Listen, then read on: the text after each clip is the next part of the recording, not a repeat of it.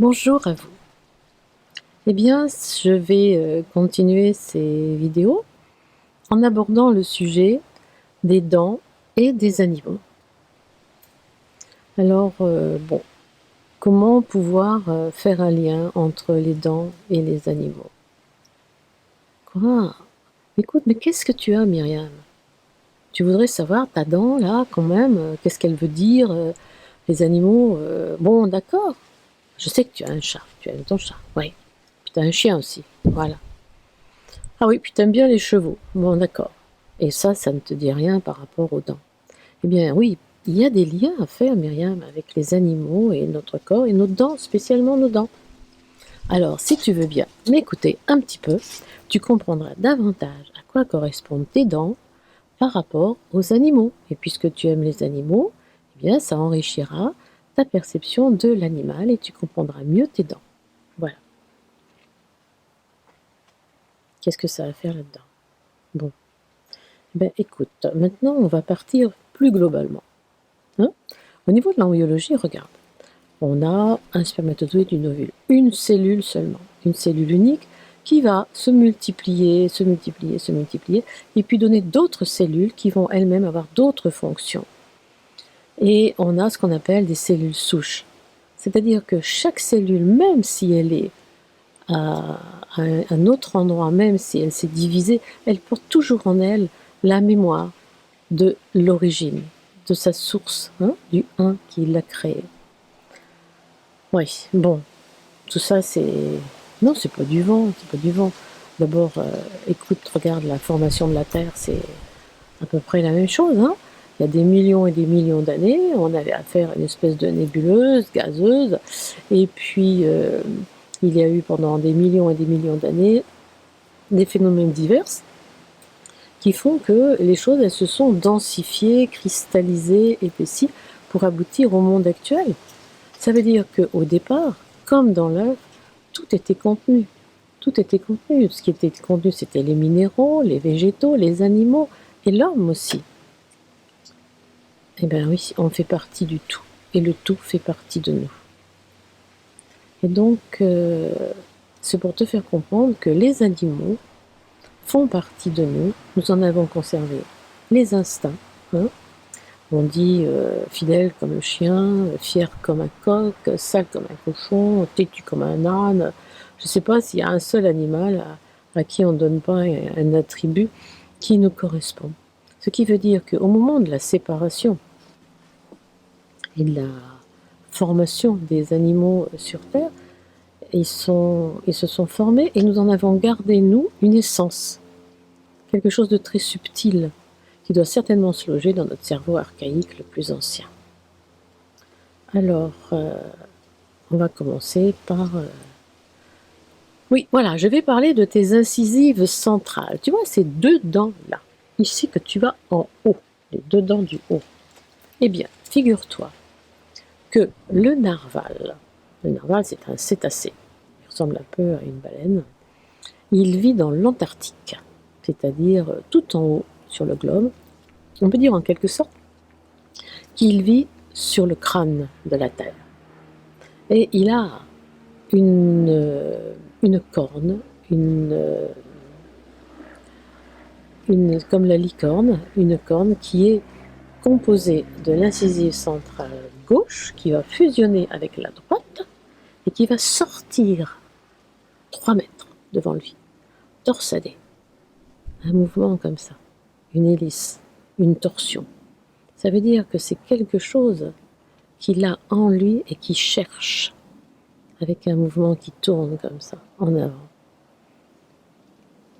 Alors, si on regarde de plus près la composition, elle est constituée, sa corne, à l'extérieur de sang, les vaisseaux sanguins, alors que ça devrait être à l'intérieur. C'est-à-dire que tous les organes de perception, le sang, c'est avec le sang que l'on reçoit, que l'on perçoit, tandis que l'émail est situé à l'intérieur de sa corne.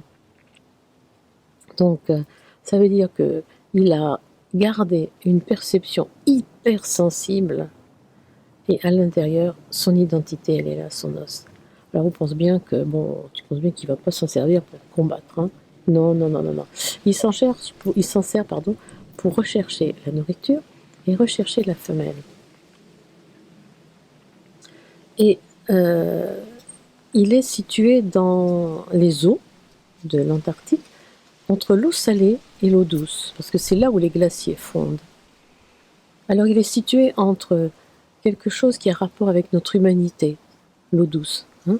L'homme, il boit de l'eau douce, on ne peut pas boire d'eau salée, et l'eau salée, en fait, elle va constituer une partie qui va cristalliser les choses, leur donner une forme, une structure. Et cette eau, entre cette eau douce et cette eau cristallisée, c'est-à-dire entre la partie animale et la partie spirituelle, eh bien, avec sa défense, sa corne, il navigue et il cherche la vie pour manger, survivre et se reproduire. Alors, le parallèle que je fais avec nos incisives centrales, on a vu précédemment au niveau du maxillaire supérieur qu'elles descendent ici à partir de ce bourgeon prémaxillaire, c'est-à-dire qu'elles sont issues du haut, d'un plan spirituel, pour rentrer dans la sphère digestive. Le fait d'avoir ce mouvement du haut vers le bas, ça veut dire qu'elles portent une connaissance qui nous vient d'au-delà de ce que nous sommes, hein, c'est-à-dire une transmission. Il y a quelque chose de transmis qui dépasse le côté animal et qui est du domaine du spirituel. Alors, ce domaine du spirituel, il est aussi évoqué en ce qui concerne la dame à la licorne.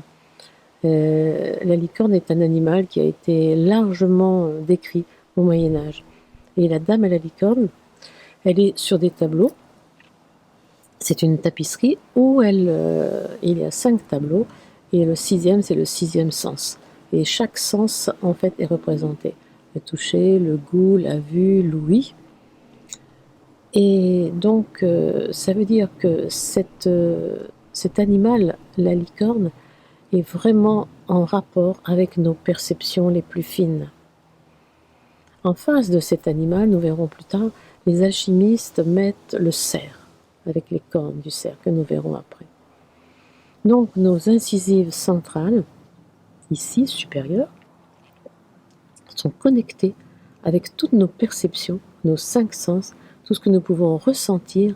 C'est quelque chose qui est au-delà de nos perceptions animales. Ça appartient au plan spirituel. Elles sont donc en rapport, je répète, avec tout ce qui nous a été transmis. Et qui nous a transmis? Eh bien, ce sont nos géniteurs. Notre chaîne, la chaîne à droite, le père, l'arrière-grand-père et jusque 3e, 4e, 5e génération, et à gauche, la partie féminine. Bien. D'autres diront que la droite, c'est féminin et la gauche, c'est masculin. Ça, c'est une aparté. Enfin, il faut savoir sur quel plan on se place. Il est absolument indéniable que sur le plan physique, matériel, l'homme est masculin. Il a un sexe qui va en avant. On ne peut pas lui retirer. Bon.